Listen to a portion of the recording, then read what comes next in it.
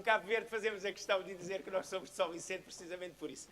Mas é uma brincadeira, que tivemos uma presença de 140 anos dos ingleses e fazemos questão de dizer isso em termos da pontualidade. E como professor estamos habituados com isso. Eu quero chamar, por favor, o Sr. Vice-Ministro de Timor-Leste. Eu posso escolher, o senhor fica à minha direita, eu escolho a reitora da Unilab para ficar do meu lado esquerdo. Agora podem ser ladeados e ou emoldurados pelos outros colegas.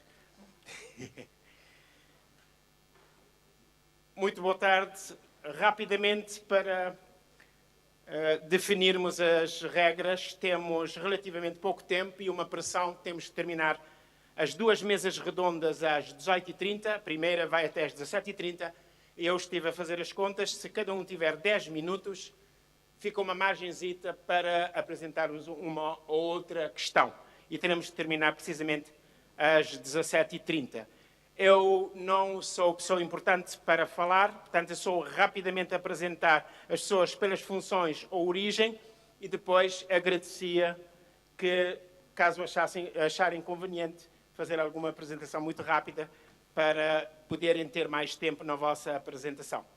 Eu vou primeiro convidar o Sr. Vice-Ministro do Ensino Secundário do Ministério da Educação de Timor-Leste, Virgílio Smith, para fazer o uso da palavra. Pode ser cá, pode ser do púlpito. Tem escolha. Normalmente as pessoas usam o púlpito porque também tem um computador.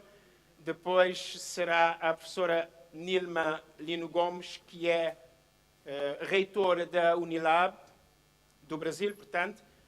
Depois faremos uma inversão na ordem. Teremos o professor Júlio Santos, que vem do Instituto Politécnico de Viana do Castelo, mas por causa do projeto Saber Mais. E teremos Fernando Jorge Cardoso, professor que vem do ISTE, especialista professor da área de desenvolvimento. Pode ser. Disse que pode ficar por fim, porque não se aborrece se eu lhe retirar a palavra quando passar o tempo. Como são 10 minutos, quando forem 12, eu faço um sinal para saberem que tem mais 3 minutos. Começa a contar o tempo. Muito obrigado, Sr. Vice-Ministro. Muito obrigado. Muito obrigado. Quero, em primeiro de tudo, saudar os ilustres membros da mesa e todos os presentes nesta plateia. Boa tarde. É com grande orgulho que estou aqui a representar Timor-Leste com uma grande delegação, toda em peso. Estou aqui já há quase um mês. Estou numa missão do Ministério da Educação de Timor-Leste, aqui em Portugal. Mas o nosso Ministro da Educação não podia vir participar nesta segunda conferência da língua portuguesa no Sistema Mundial. Encarregou-me de ficar aqui mais para poder estar presente nesta conferência. Nestes dias, estamos aqui reunidos para refletir sobre a língua portuguesa, que é o maior patrimônio dos nossos países, um patrimônio comum que marca a nossa história, a nossa cultura, a nossa identidade. Precisamente a língua portuguesa marca a nossa identidade. Este é um ponto fundamental. Na maioria dos Estados-membros da CPLP, temos um contexto multilingüe, particularmente em Timor-Leste, várias línguas maternas convivem com o tetum, a nossa língua nacional, falada pela grande maioria dos timorenses e com a língua portuguesa. O tetum e a língua portuguesa são as duas línguas oficiais em Timor-Leste, constitucionalmente consagradas, numa decisão clara, consciente e livre das autoridades timorenses. Esta decisão decorre, naturalmente, pelo facto da língua portuguesa ter sido sempre língua da nossa resistência e da nossa luta pela independência e da libertação nacional. A propósito, permita-me que destaque o papel dos países falantes da língua portuguesa, de forma geral, no apoio dispensado à nossa luta. Um contexto multilingüe, como se vive em Timor-Leste e noutros Estados-membros da CPLP, é, a meu ver, uma riqueza. E é assim que deveremos entender. Como referiu ontem o senhor ministro António Correia Silva de Cabo Verde, como referia também, foi uma grande riqueza, uma força, uma vantagem, nunca como uma fraqueza. Sem dúvida, partilho esta ideia. O tétum, a nossa língua nacional, tal como o português, eu vou utilizar um termo propriamente de Timor, que é a língua nacionalitária, mas Timor não vai impor que isso seja incluído no vocabulário comum, ou vocabulário nacional, que fazem parte da nossa história, da nossa cultura, e mais do que isso, são marcos fundamentais da nossa identidade, enquanto povo, enquanto país. A propósito, permita-me que faça aqui uma referência às palavras do senhor primeiro-ministro de Timor-Leste, Kairara Xanana Guzmão. Se formos questionados sobre onde nascemos, cada um de nós dirá o local, a aldeia e a cidade onde nasceu. Mas se perguntarmos onde nasceu Timor-Leste, a nossa resposta é Lifao, em Oicusi. Foi de facto ali que se começou a desenhar a identidade única, singular do nosso país, do nosso povo. E esse momento está claramente associado à chegada dos portugueses, diria a colonização portuguesa. Mas mais importante do que isso, é um momento associado à entrada da língua portuguesa no nosso mundo, no nosso dia a dia. Apesar de nem sempre o tétum ter sido bem aceito pela então potência colonizadora, uma vez que as crianças eram desincentivadas a falar tétum nas salas de aula e no ambiente escolar. A verdade é que o tétum não apenas coabitou, como se foi desenvolvendo e enriquecendo seu vocabulário na presença e com a presença da língua portuguesa. Por isso mesmo, não podemos aceitar que nos seja dito que a promoção e o investimento da língua portuguesa significa negligenciar o tétum. Pelo contrário, é hoje claro para todos nós que o tétum precisa da língua portuguesa para continuar a se afirmar como língua escrita e falada. É por isso que a situação de Timor-Leste é diferente e temos que assumir a nossa especificidade. Voltando à ideia base das palavras de Xanana Guzmão, a nossa identidade única construiu-se à custa desses fatores. Chave, a língua portuguesa, a religião católica e o tétum. E todos eles estão interligados e enraizados na nossa mais profunda cultura. Ainda hoje vamos conversar sobre a língua portuguesa, aquele que nos une a todos os 8 Estados-membros da CPLP. A língua portuguesa é, assim como disse, um marco fundamental da identidade timorense, assim como acredito que o seja para os nossos países irmãos. Dizia ontem o Sr. Ministro do Ensino Superior, Ciência e Inovação do Cabo Verde que o nosso idioma comum tem sido a língua do Império Colonial. Foi também a língua da contestação da luta pela independência no Brasil ou em África. E eu acrescentaria, a língua portuguesa foi também a língua da resistência timorense à ocupação indonésia. Era em português que os líderes da resistência comunicavam, se escreviam e enviavam mensagens. Era em português também que a resistência comunicava com o exterior. Era em português, idioma proibido pelo governo indonésio, que os nossos sacerdotes ensinavam às nossas crianças nas escolas, muitas vezes de forma clandestina, mas sempre corajosa. Não havia dúvida nenhuma. Foi em português que gerações de timorenses se formaram enquanto cidadãos. O português é isso mesmo, desde há séculos, a língua de ensino em Timor-Leste, ainda que durante 24 anos tenha sido interrompido este processo, por força da ocupação indonésia. Foram 24 anos que abalaram a nossa força e a nossa determinação. E a Igreja Católica teve um papel preponderante na sobrevivência da língua portuguesa como língua de ensino em Timor-Leste, mesmo durante a ocupação indonésia. Exemplo disso é o Externato de São José, dirigido pela Igreja Católica, que ministrou sempre em português, com currículos em língua portuguesa, tendo conseguido resistir. Muitos dos nossos dirigentes intelectuais tiveram a sua formação de base nessa escola. Aqui destaco os meus dois companheiros, aqui na linha da frente, o magnífico reitor e o embaixador para CPLP, foram testemunhos e alunos dessa escola.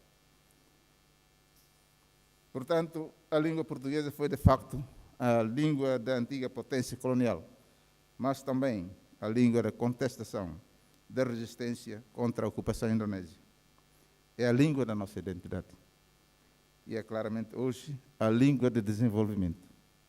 Acreditamos que a língua portuguesa, que os timorenses também ajudaram a espalhar pelo mundo, na diáspora, é a língua que nos acompanhará aos 8 Estados-membros da CPLP no longo da qualidade da educação em todos os níveis de ensino, deve ser uma das prioridades de qualquer Estado.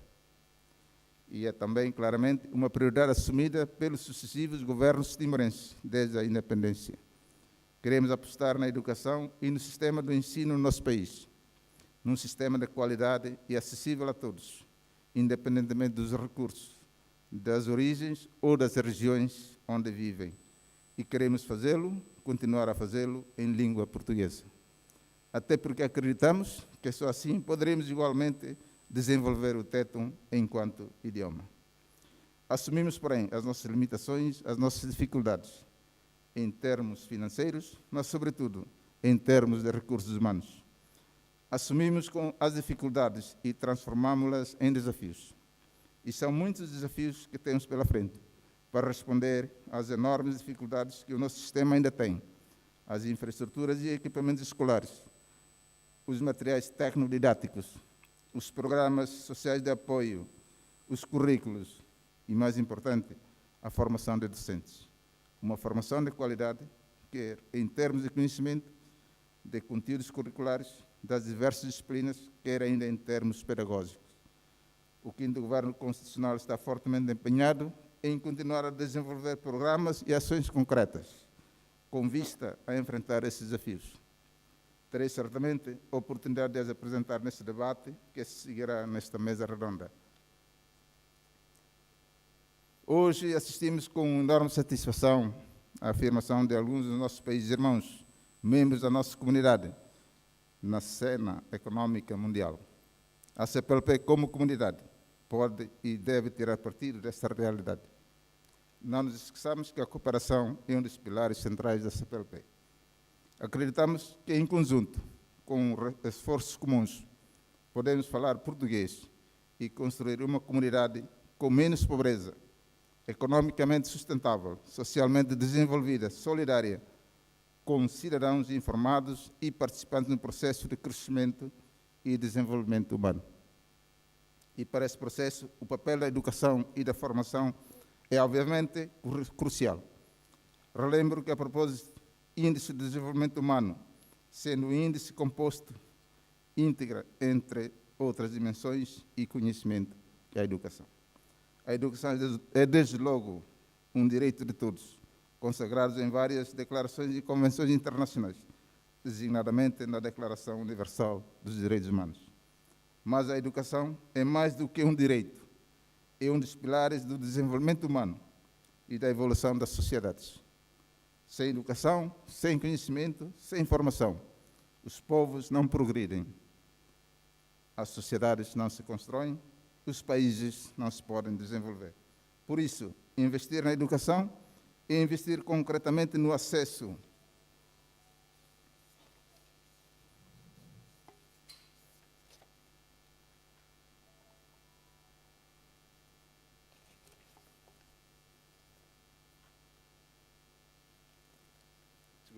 perdi-me.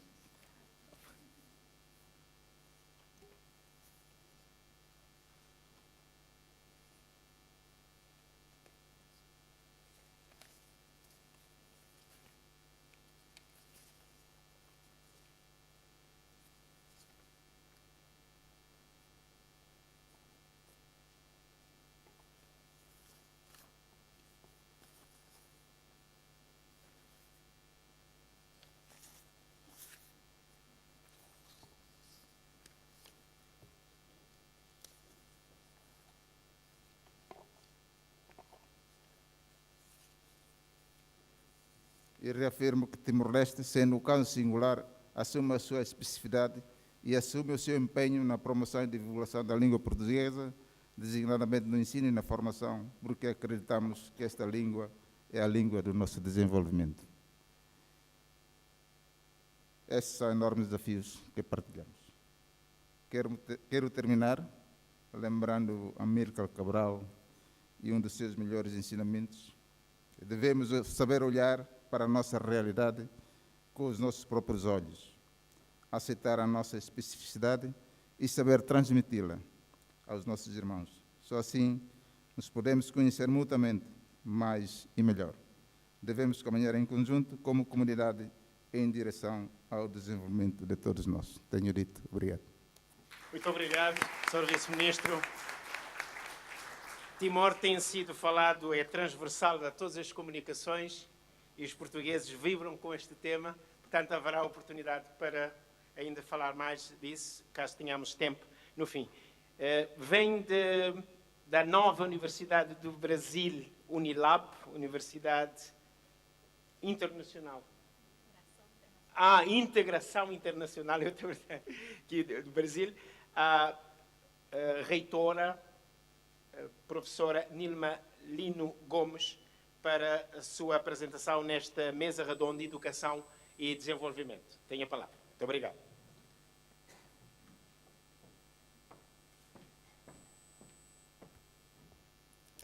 Uma boa tarde para todas e para todos. Cumprimento meus colegas da mesa e agradeço o convite para participar com vocês nessa conferência, cujo tema é tão importante para todos nós. Eu sou reitora da Universidade da Integração Internacional da Lusofonia Afro-Brasileira, a Unilab, que alguns de vocês já devem conhecer. Muito rapidamente, eu quero apresentar para vocês hoje o ponto em que essa universidade está nesse nosso processo de construção de uma educação que se articula com uma concepção de desenvolvimento que valoriza a relação entre os sujeitos, a justiça social e a justiça cognitiva. Então, muito rapidamente, para vocês, apresento a nossa universidade e a nossa proposta dentro do tema desse nosso colóquio.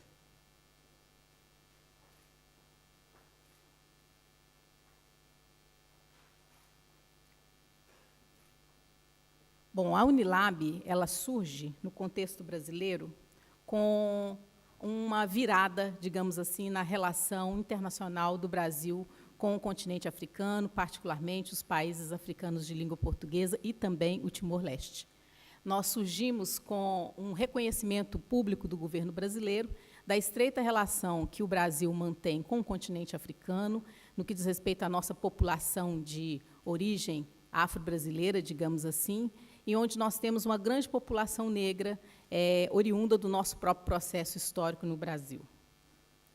Nós também, quando a universidade foi pensada, na construção de uma universidade com esse caráter de integração internacional, foi discutido e, digamos assim, adensado e condensado a participação do Brasil em vários desses marcos internacionais da educação superior, na tentativa de integrar 3 eixos: integração internacional, desenvolvimento regional e desenvolvimento local. Ou seja, é uma universidade que olha para fora e olha para dentro do próprio país e na nossa realidade brasileira.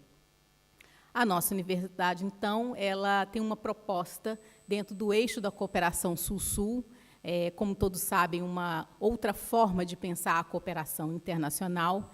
E, no que diz respeito ao Brasil, surge também num contexto vivido nos últimos 12 anos na nossa sociedade em relação ao ensino superior, que é um reconhecimento da ausência da educação superior pública federal, sobretudo, nas mais diversas regiões do país, sobretudo as regiões chamadas mais carentes ou mais pobres, como, por exemplo, a região norte e nordeste do Brasil e o grande interior do nosso país. Ela, então, surge com uma missão institucional, que é uma missão nacional e internacional, que é, além de fazer a integração na perspectiva da cooperação Sul-Sul, formar recursos humanos. Então, recursos e quadros políticos, quadros acadêmicos, quadros técnicos para o Brasil e também para os países parceiros no contexto da CPLP. A nossa lei é a lei de 2010, a nossa lei de criação, e aqui vocês têm a localização da nossa universidade. Ela, então, se localiza no estado do Ceará, no nordeste do Brasil, na macro-região do estado do Ceará, na micro-região do estado do Ceará, que é uma região chamada Maciço de Baturité, e ela é composta por 13 municípios. Redenção, então, é a cidade onde se localiza a sede da nossa universidade, também com mais um campus na cidade vizinha, que é Acarape, e também com outro campus em São Francisco do Conde, na Bahia. Nós temos, então, um campus fora de sede. Aí, no que diz respeito à nossa cooperação Sul-Sul, reforçando, então, a nossa característica de uma cooperação internacional que vai se realizar via um tipo de intercâmbio acadêmico e, para alguns, intercâmbio acadêmico solidário, nessa relação que o Brasil quer estabelecer com os nossos países parceiros da CPLP. Eu destaco para vocês aí muito rapidamente algumas das nossas diretrizes acadêmicas. Eu diria que, de um certo modo, são diretrizes acadêmicas das universidades públicas brasileiras e das duas de integração internacional, porque, além da Unilab, nós temos a UNILA, em Foz do Iguaçu, que faz toda uma relação com a América Latina e aqueles países de fronteira. Mas eu destacaria para os senhores e para as senhoras três aspectos dessas diretrizes, que é a segunda, terceira e a quarta. O reconhecimento das diferenças como meio de cooperar e integrar, o reconhecimento e respeito à diversidade étnico-racial, religiosa, cultural e de gênero, e uma proposta de inclusão social com qualidade acadêmica. Eu diria que, no conjunto das diretrizes das universidades públicas, nós trazemos uma inovação nas diretrizes da nossa universidade. Bom, muito rapidamente, o nosso processo seletivo, como que esses estudantes são selecionados? Nós temos como alvo da nossa missão, até 2016, termos 2.500 estudantes estrangeiros, 2.500 estudantes brasileiros, 50%. A forma como os brasileiros são selecionados é através do nosso Sistema Único de Seleção Unificada, chamado SISU, onde alunos de diferentes partes do Brasil podem concorrer a vagas em universidades públicas mediante a prova que tiram no Exame Nacional do Ensino Médio, o ENEM, e a adoção da Lei de Cotas, que é uma lei nova que o Brasil tem de inclusão de indígenas, quilombolas, pessoas negras e pessoas pobres nas universidades públicas federais. No caso dos nossos estudantes estrangeiros, a nossa seleção é via uma análise do histórico escolar desses estudantes e a realização de uma prova de redação, que é feita nos países parceiros com a participação da Embaixada Brasileira, que é a nossa grande parceira, nossa grande porta de entrada nos países. Um pouco da nossa estrutura, da nossa reitoria, além de pró-reitorias que são consideradas tradicionais, digamos assim, no conjunto da estrutura da Universidade Brasileira, eu destacaria para vocês uma pró-reitoria, que é a nossa pró-reitoria de políticas afirmativas e estudantis. Nós temos uma pró-reitoria, então, que é para pensar a construção das propostas afirmativas no interior dessa universidade, com os diferentes perfis de estudantes, e também para cuidar da parte da assistência estudantil, porque, de um modo geral, os nossos estudantes são estudantes pobres que necessitam de um grande empenho da universidade para cuidar da permanência desses estudantes, tanto os estrangeiros quanto os estudantes brasileiros, sobretudo aqueles que vêm da região do Maciço de Baturité, que é, como eu já disse, uma das regiões carentes do nosso país, no nordeste do país. Nós temos, atualmente, esse conjunto de institutos, Instituto de Desenvolvimento Rural, Ciências Sociais Aplicadas, Exatas e da Natureza, Humanidades e Letras, Saúde e de Desenvolvimento Rural. Nesses institutos, nós temos os seguintes cursos já sendo desenvolvidos: a administração pública, tanto presencial quanto à distância, agronomia, bacharelado em humanidades, ciências da natureza e matemática, enfermagem, engenharia de energias e letras língua portuguesa. Foram cursos discutidos no processo de implantação da Unilab com os países parceiros, tentando atender necessidades do Brasil e necessidades desses países. Está em curso agora medicina, estamos organizando o projeto do curso de medicina, teremos um hospital regional próximo à universidade e também o curso de farmácia. Temos também especialização lato sensu, nas áreas que vocês veem, uma força na área da gestão, seja pública, saúde, municipal, e também em histórias e culturas afro-brasileira, indígena e africana, devido a uma legislação nacional que nós temos do ensino de história e cultura afro-brasileira para as escolas públicas e privadas da educação básica. E é uma formação que aglutina professores da educação básica da região do Maciço Baturité. Nosso corpo docente, somos ainda uma universidade nova, temos 2 anos de efetivo exercício e 3 anos de lei de criação. Nós temos um grupo hoje de 101 professores, entre professores que são brasileiros e também estrangeiros. Aí, só para que vocês tenham um pouco do quadro das nacionalidades dos nossos professores estrangeiros, aí representados pelos seus países, em torno de 12 professores hoje na universidade.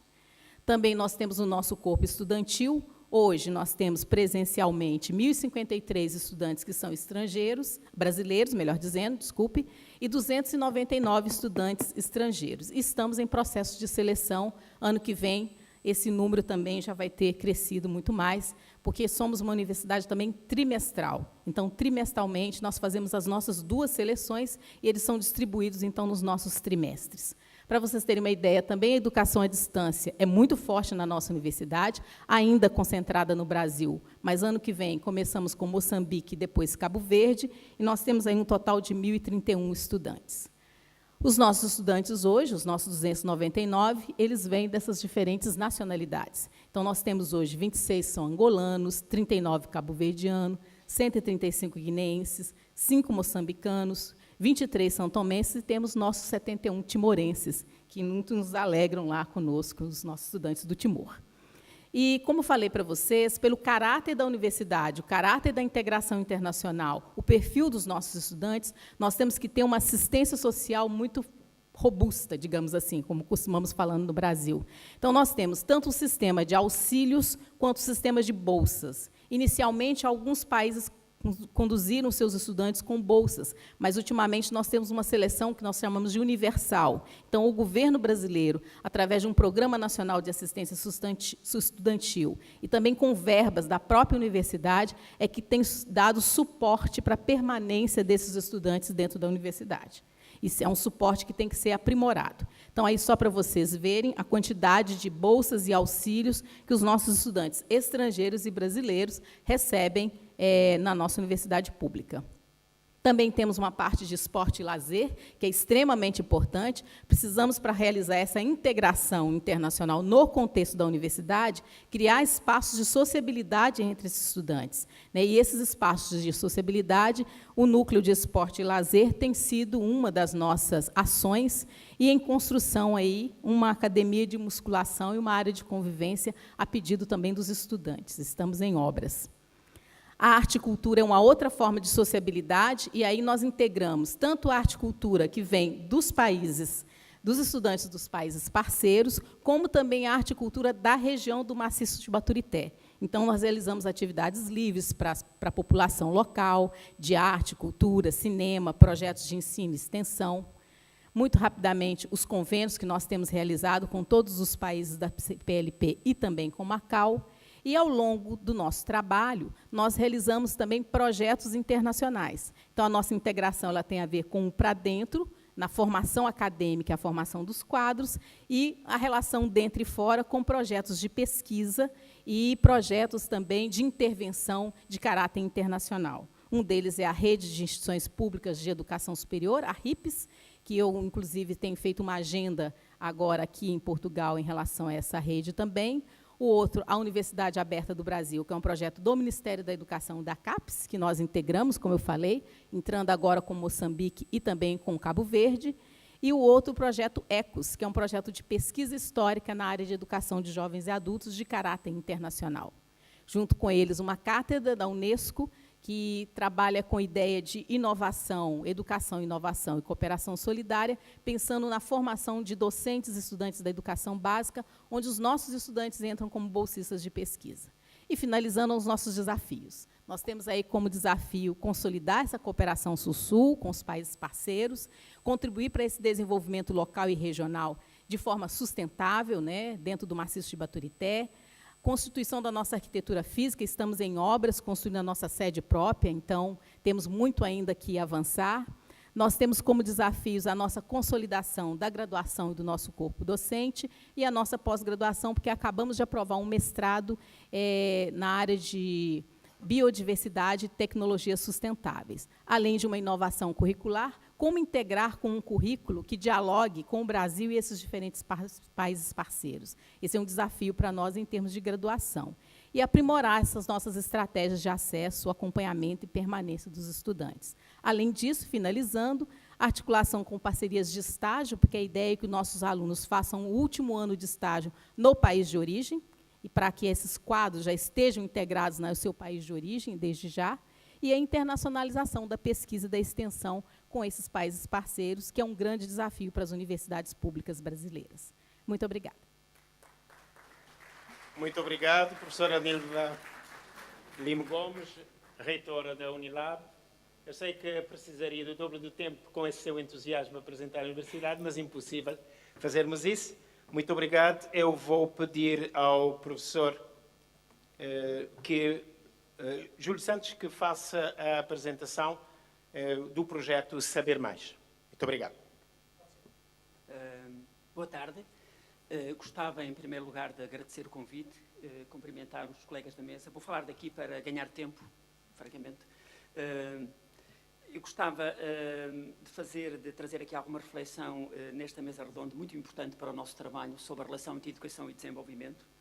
Este é um grande desafio teórico para nós. Eu penso que este desafio de encontrarmos uma teoria de mudança para a questão da cooperação, para a relação entre educação e desenvolvimento, é muito importante. Eu diria que esta foi a pergunta de partida que nos tem inspirado em Viana do Castelo para criar o trabalho na área de cooperação para o desenvolvimento. E eu penso que esta pergunta de partida, de facto, é qual é a relação da educação para o desenvolvimento? Qual é o contributo da educação para o desenvolvimento? Mas também tenho outras questões que gostava de partilhar aqui com vocês. Em que circunstâncias é que a educação poderá efetivamente contribuir para o desenvolvimento e para a redução da pobreza? Esta relação tem sido assumida e integrada nos projetos de cooperação? Que implicações é que esta relação tem para a implementação de projetos e programas de cooperação para o desenvolvimento na área da educação? O que é que nós precisamos de saber para poder incluir esta dimensão nos processos de cooperação para o desenvolvimento? Eu entendo que a procura de respostas para estas questões, no quadro da investigação a partir dos contextos, nos poderá ajudar a terminar um enquadramento teórico claro, que me parece fundamental para o sucesso de muitos projetos promovidos no quadro da cooperação para o desenvolvimento. Não existe, na minha perspectiva, cooperação de qualidade sem investigação, neste caso na área da educação. O trabalho na área da cooperação para o desenvolvimento exige também um conhecimento profundo dos contextos, das agendas, dos atores, constituindo sem dúvida um grande desafio a nível ético, epistemológico, metodológico e conceptual.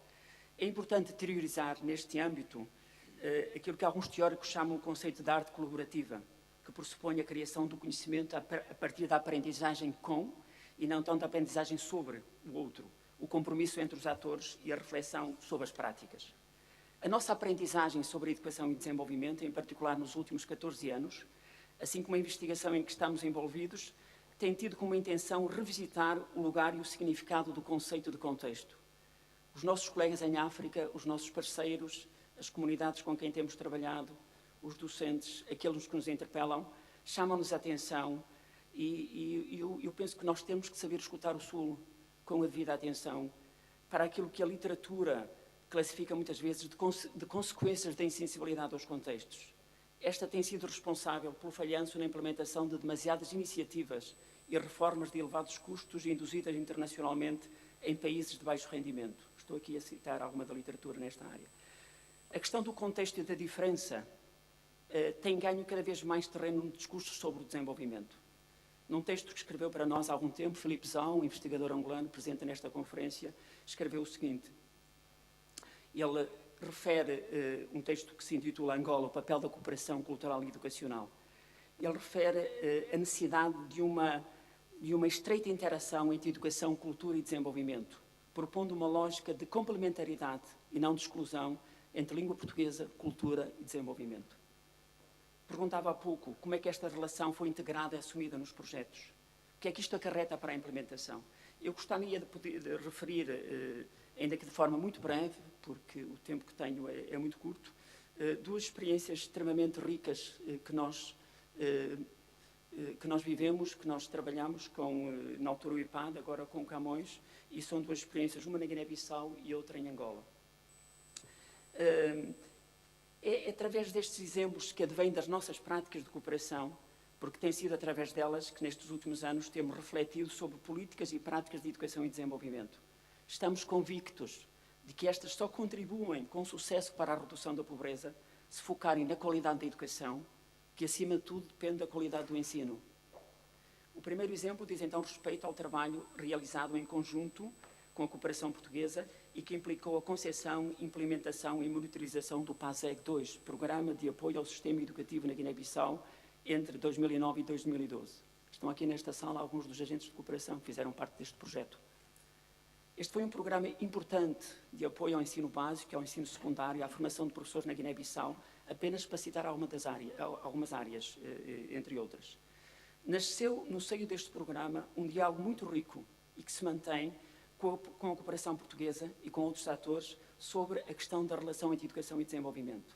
Uma das grandes questões importantes continua a ser, para nós, que modelo de cooperação mais se adequa aos desafios dos sistemas educativos em contexto de fragilidade. Esta pergunta já ouvi ecoar em vários momentos. Neste caso, o foco no apoio à educação, ao ensino básico, ao ensino secundário, enquanto importantes pilares de coesão social, de formação de quadros intermédios para a qualidade da educação, pode ajudar a criar os benefícios de uma integração inclusiva e construtiva para as pessoas e comunidades a nível social, político e económico. O sistema educativo pode proporcionar um sentido de normalidade e rotina para as crianças e para os adultos, mesmo quando estes experienciam rupturas por causa da instabilidade política, económica e social. O papel dos professores e da formação deve ser tido em conta, visto que os docentes contribuem com a sua presença nas escolas para a recriação de uma cultura de aprendizagem para a reconstrução educativa. Na altura, os objetivos gerais do PASEG foram escolhidos. Primeiro, contribuir para a qualidade e a relevância da educação para todos na Guiné-Bissau, no contexto do Plano Setorial de Educação e no quadro das políticas de desenvolvimento do país. E o segundo objetivo geral, promover o uso da língua portuguesa pela comunidade educativa. Estes objetivos colocam a centralidade das ações do programa no cerne da questão fundamental da relação entre educação e desenvolvimento, numa tentativa de responder a esta questão que é complexa sobre o contributo da educação para o desenvolvimento, neste caso na Guiné-Bissau. Assim, os objetivos gerais reforçam esta ligação entre educação e desenvolvimento, incluindo o papel crucial do acesso e uso da língua portuguesa pela comunidade, enquanto bem comum, permitindo o acesso ao conhecimento científico, a promoção da mobilidade social e a participação na perspectiva da cidadania. Tenho aqui um exemplo muito rápido, um dos resultados daquele projeto foi precisamente o referencial de competências para a promoção e desenvolvimento da educação para a cultura da paz, cidadania, direitos humanos e democracia, na altura produzido pelo projeto na Guiné-Bissau. Foi ainda possível organizar muitas destas ações do programa do PASEG no quadro mais abrangente do desenvolvimento de capacidades, que não se cingisse só às pessoas em termos individuais, em termos da formação dos recursos humanos, mas também que se fosse estendido às instituições e ao próprio contexto. Este foi um exemplo muito importante e sobre o qual continuamos a refletir e a escrever artigos para conferências na área da educação e na área da cooperação na área da educação. O segundo exemplo diz respeito ao atual programa Saber Mais, programa de reforço do ensino secundário em Angola. Este programa atua em 3 províncias, envolve, creio, 26 agentes de cooperação em 4 grandes áreas, na formação inicial, na formação contínua, os centros de recursos e atividades extracurriculares. No nosso plano de ação da assistência técnica, porque a nossa instituição faz assistência técnico-pedagógica a estes projetos, em articulação com o CAMOS, com os técnicos que acompanham, com a coordenação geral do projeto, com as coordenações científico-pedagógicas no terreno, através de toda esta cadeia de diálogo e de construção destas ideias em conjunto.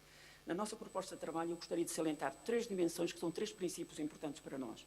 O primeiro princípio, a valorização do Estatuto da Língua Portuguesa como elemento de coesão e de mobilidade social e nacional, mas também como promotora do desenvolvimento educativo e económico, pois, como frisa Filipe Zau, estou aqui a citar, o desenvolvimento económico e tecnológico, a cooperação bilateral e multilateral no âmbito dos PALOP, da CPLP, a escolarização e os média, a globalização, têm exigido cada vez mais a aprendizagem e a atualização da língua portuguesa.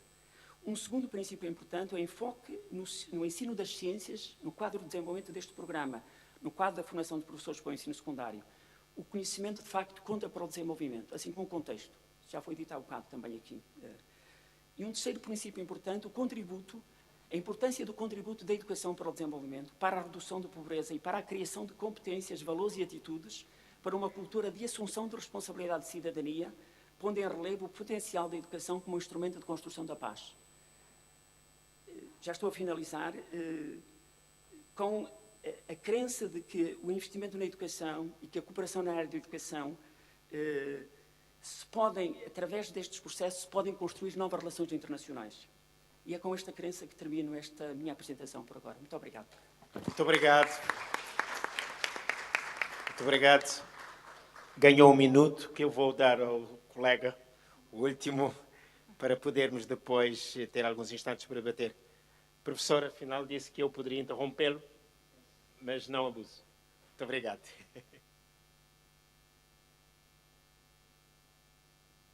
Ia ver se não apanhava com as luzes nos olhos. Mas continua a apanhar se não se importam de falar.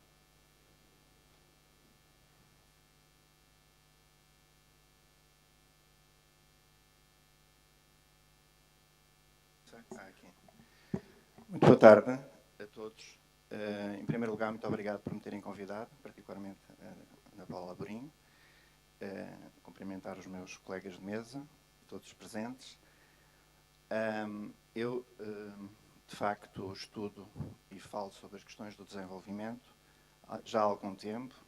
Sou professor universitário, passei por algumas instituições, mas ultimamente tenho a grande honra e o desafio de pertencer a uma instituição chamada Instituto Marquês de Valflor, que me convidou para criar uma área de estudos do desenvolvimento e de estudos estratégicos. Tendo dito isto, eu tenho 3 pontos a apresentar-vos. Primeiro ponto. As questões do desenvolvimento. Antes de falarmos das questões de educação, o desenvolvimento salta como uma palavra forte para o debate internacional no pós-Segunda Grande Guerra Mundial. É no pós-Segunda Grande Guerra Mundial que se cria, em primeiro lugar, os chamados 2 mundos. O mundo capitalista, o chamado Oeste, o mundo socialista, o chamado Leste. E em 1955, com uma conferência realizada na Indonésia chamada Conferência de Bandung, em que um conjunto de países se declaram como desalinhados desses 2 mundos, do primeiro e do segundo mundo, e se consideram como países não alinhados. 55. Depois, nos anos subsequentes, mas particularmente com a criação de um movimento muito forte, que culminou na criação de uma conferência chamada nas Nações Unidas, foi criado e com a criação também do chamado Comitê de Ajuda ao Desenvolvimento na OCDE e com a criação do PNUD, do Programa das Nações Unidas para o Desenvolvimento no seio das Nações Unidas, que se consolidaram mais os conceitos de 3 mundos. O primeiro mundo, o segundo mundo e o terceiro, sendo o terceiro mundo cada vez mais designado no jargão como o mundo dos países subdesenvolvidos ou dos países em desenvolvimento. E o corpo teórico do desenvolvimento, particularmente a economia do desenvolvimento, nasce com estas divisões, vamos dizer assim, histórico-políticas, e de uma forma geral eu vou simplificar dizendo que quando nessa altura, nessas primeiras décadas, nós falávamos em desenvolvimento, estávamos a falar do chamado terceiro mundo. Quando falávamos em crescimento, estávamos a falar do primeiro e do segundo mundo.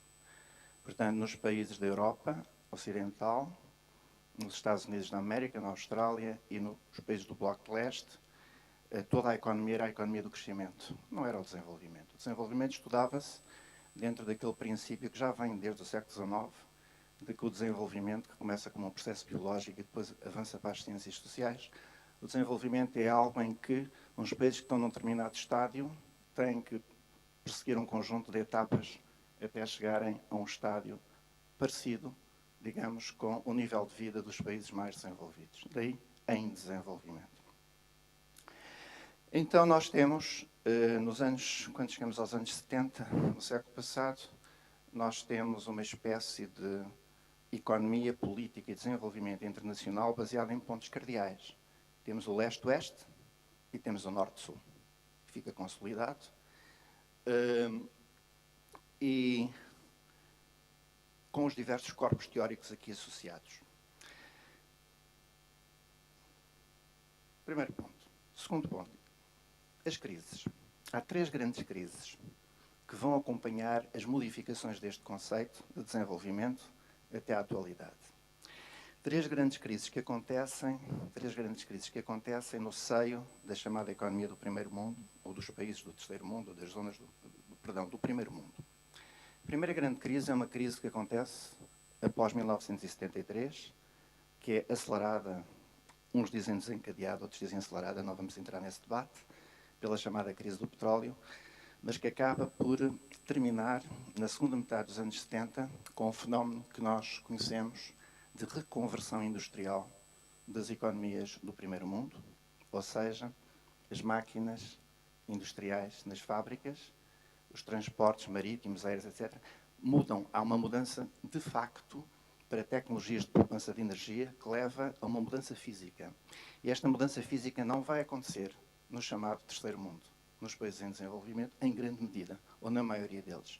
É aqui que se acentua o chamado fosso norte-sul e é aqui que se origina a chamada crise da dívida, que é uma crise da dívida de países do terceiro mundo. Quando entramos nos anos 80, temos um fenómeno muito interessante, que são alguns países asiáticos, chamados dragões ou tigres asiáticos, e alguns associados, seguem uma espécie de modelo de desenvolvimento diferenciado das generalidades modelos de desenvolvimento dos outros países do terceiro mundo, que estavam em África, na América Latina e em grandes partes da Ásia do Sul. E esses países chamados dragões ou tigres asiáticos, os quais estão a Singapura, a Coreia do Sul, já sabem, seguem um bocado o modelo japonês e avançam, digamos, para um modelo de, eles chamam de promoção de exportações, mas na prática é a seguinte: é a criação de indústrias, mas para produzirem com qualidade suficiente para venderem no primeiro mundo. Portanto, o objetivo final é o mercado do primeiro mundo, com a produção também a ficar internamente, mas a qualidade e a tecnologia tem que ser uma tecnologia de primeiro mundo. Mas o que acontece? Acontece que depois há uma grande crise, uma segunda grande crise, que é a crise de 87, 88, 88, 89, que é a chamada crise das bolsas asiáticas, que tem a ver com uma série de bolhas económicas surgidas e que é considerada também uma crise dos países em desenvolvimento mais desenvolvidos, vamos dizer assim. E, portanto, continuamos a situar-nos, nesta altura ainda, num mundo geograficamente dividido em pontos cardeais, leste-oeste, Guerra Fria, norte-sul. Depois chegamos ao fim da Guerra Fria. Chegamos ao fim da Guerra Fria e esta bússola perde o leste e o oeste, não é? O leste entra para o oeste ou vice-versa, como quiserem, e fica o norte-sul. O norte-sul mantém-se, inicia-se, ou aliás acelera-se, um processo que depois se torna um overwhelming, ou seja, um processo que acaba por tomar conta dos vários estudos das ciências sociais e que se chama o processo de globalização. E neste processo de globalização, que se acelera, portanto, nos anos 90 e na década passada, o que acontece é que, digamos, através de um processo muito rápido de desaparecimento de barreiras à movimentação de capitais, porque as barreiras às exportações e importações de mercadorias já tinham vindo a desaparecer ao longo do tempo, embora se acelerem nos anos 90 e na década passada, mas a grande novidade é não só o desaparecimento de barreiras à movimentação de capitais, como o aparecimento de um conjunto vastíssimo e cada vez maior de chamados produtos financeiros, ou seja, formas de enganar o parceiro, como nós sabemos. E então aparece a grande crise de 2008. Chega. A grande crise de 2008, de repente, é uma crise que não vai acontecer só nos países do terceiro mundo, nos países em desenvolvimento. É uma crise que vai bater em primeiro lugar nos Estados Unidos da América, em segundo lugar na Europa mais desenvolvida e em terceiro lugar em todo o mundo. Esta crise de 2008, que ainda não está terminada, traz à evidência que, afinal, e é uma crise que, é verdade, é uma crise que é desencadeada, em grande medida, um conjunto de bolhas económicas, mas por grande medida pelo sistema financeiro, pela forma como o sistema financeiro estava a comandar a economia. E, de repente, todos descobrimos, particularmente nós em Portugal descobrimos isso, ou redescobrimos isso, na Europa e em Portugal, é que, afinal de contas, nós também temos problemas de desenvolvimento. Afinal, as questões do desenvolvimento não são questões do terceiro mundo, não são questões da África ou da América Latina, são questões do mundo inteiro. E é neste mundo que nós temos, nós estamos, no mundo onde se processa hoje a mais maciça transferência de ricos para pobres, de que há memória na história do capitalismo. E esta maciça transferência de ricos para pobres opera-se no Brasil, opera-se em Portugal, opera-se nos Estados Unidos da América e opera-se na Indonésia e nos países africanos. Ou seja, as fronteiras já não são fronteiras geográficas, já são fronteiras que têm a ver com os modelos de desenvolvimento. E o desenvolvimento, neste momento, tem a ver com todos nós. Portanto, eu peço licença para vos apresentar Portugal como país em desenvolvimento. Nós temos hoje essa perfeita noção. Vivemos uma coisa que se chama Programa de Ajustamento Estrutural, que em Portugal se chama Modelo de Austeridade Económica, mas que se chamava em África e se chamam no Brasil os Programas de Ajustamento, ou os Programas de Ajustamento Estrutural. Por fim, um minuto, porque é que isto que eu disse tem a ver com a educação? Eu não vou perder muito tempo porque acho que há aqui um grande consenso.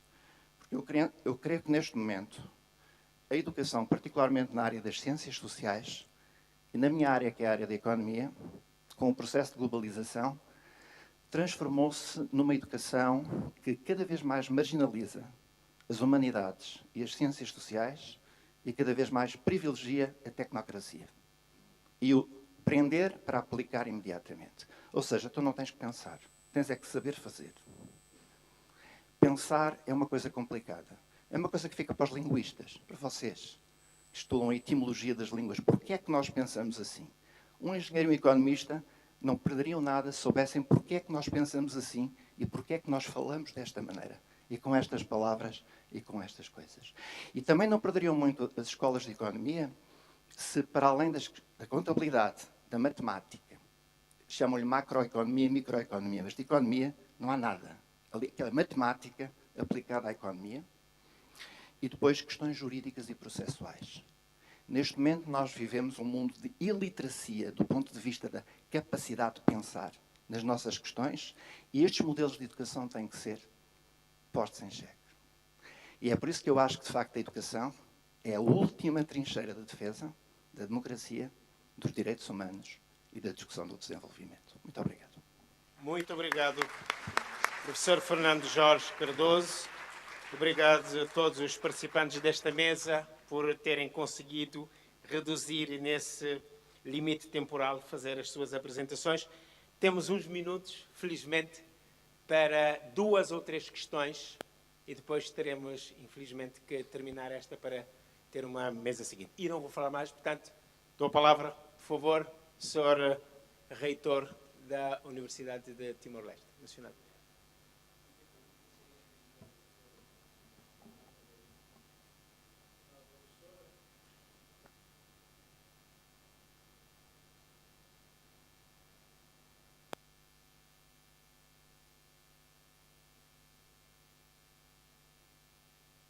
Ganhamos tempo.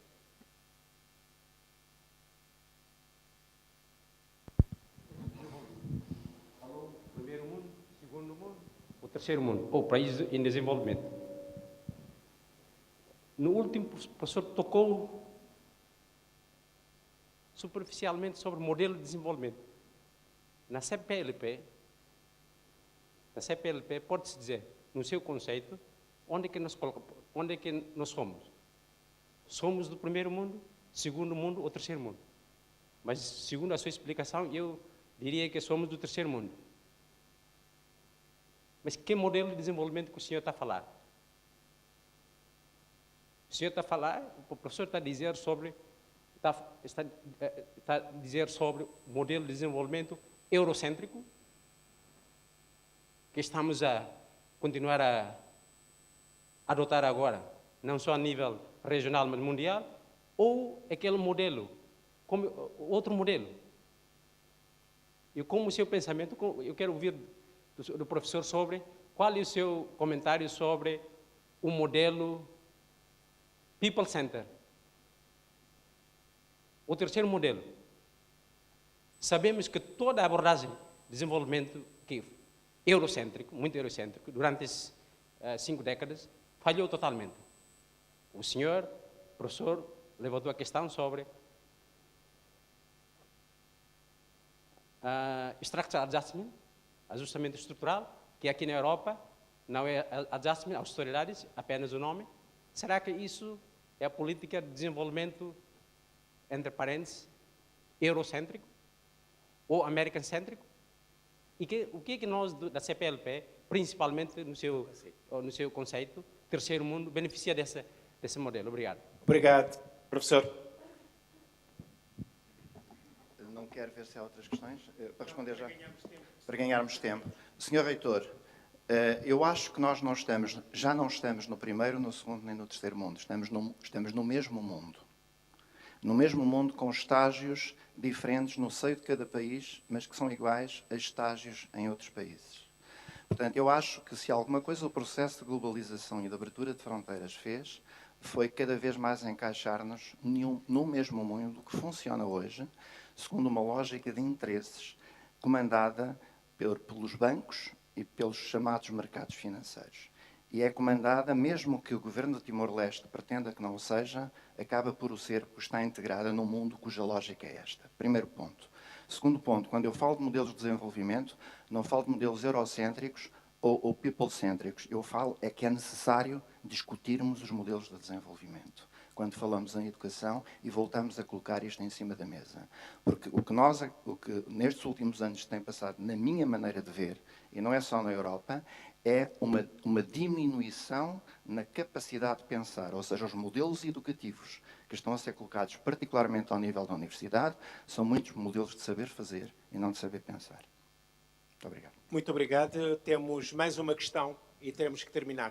Muito obrigado. Muito boa tarde a todos, muito obrigado. Eu cheguei hoje de Angola, chamo-me José Luís Mendonça, sou diretor do Jornal Cultura, sou escritor. Estive a semana passada em Accra, no Ghana, a participar numa conferência sobre a História Geral de África, o uso pedagógico da História Geral de África nas instituições universitárias. Mas a minha grande preocupação como cidadão angolano e africano é a crise de leitura que há dentro do sistema de ensino, secundário, primário e universitário, e também a nível geral. Por isso é que tivemos esta conferência sobre a História Geral da África, que são 8 volumes muito grandes, e se já não se lê, já se lê pouco, como consumir estes 8 volumes? Eu queria perguntar ao professor Cardoso o que é que ele pensa desta... Parece que esta crise de leitura não é só africana, nem angolana. Parece-me também é portuguesa e um bocado global.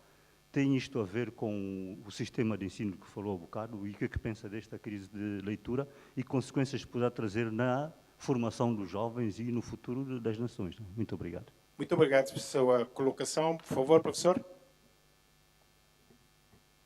Não sei.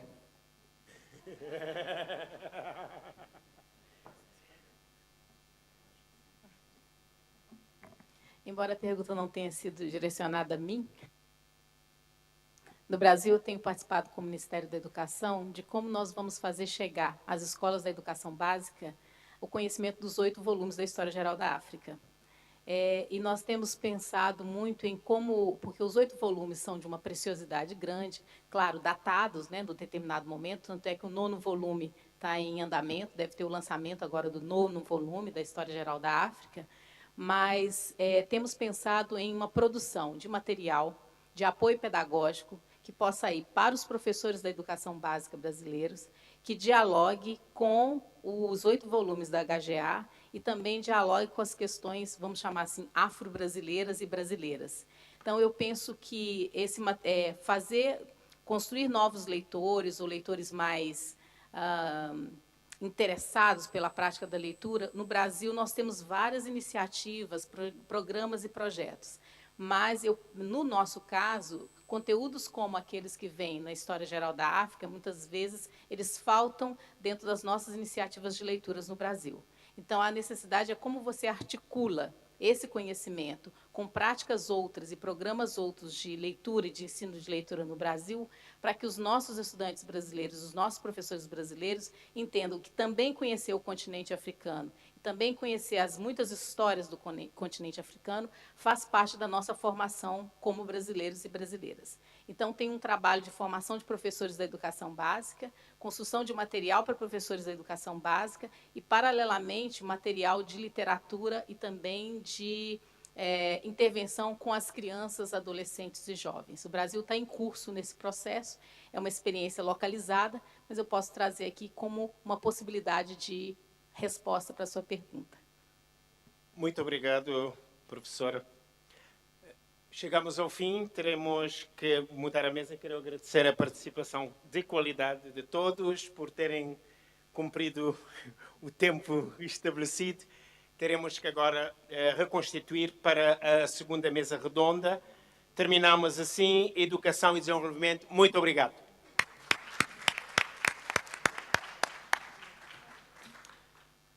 Não há tempo, vamos reconstituir a mesa para experiência de apoio aos sistemas educativos.